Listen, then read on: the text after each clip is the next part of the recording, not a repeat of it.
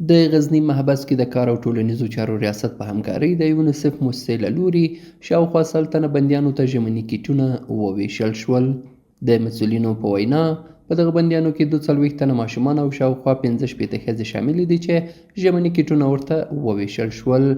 دوی وایي په دغه مرستو کې کمپلې، ژمنۍ جامې او د حفظ الصحې کیټونه شامل دي.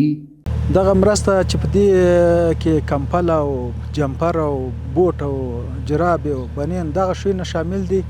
دغه د غزنی ولایت د محبس د اطفالو دپاره چې کوم راوړل شوي نو دلته تقریبا 42 ماشومان دي، اطفال دي، نو د هغوی دپاره راوړل شوي نن به ورته توضیح شي. دغه د یونیسف د موسسې د او د زموږ د غزنی ولایت د امور اجتماعي د ریاست د هماهنګۍ په هغه باندې دلته راوړل شوي او دلته توضیح کیږي.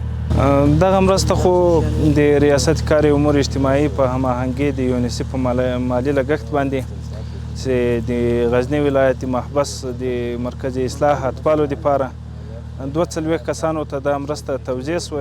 ورته مهال دغه ماشومان هم خوښ دي چې د ژمي لپاره جامې ورته ویشل شوي.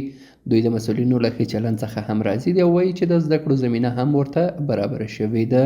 موږ خو ډېر خوشحاله سو له دې مرستې سره او موږ خو دغه شیان نه درلودل او دلته خو بندیخانه وه او اوس موږ ډېر خوشحاله له دې هغه مرستې نه موسسې نه. خدای دې خیر ورته پېښ کړي چې موږ ته دغه شیان راوړل. ډېره مننه. الحمدلله له موږ سره په زندان کې د مسؤلینو او د کوم چې پرسنل دی دغه وظیفه موږ سره ډېر ښه ده.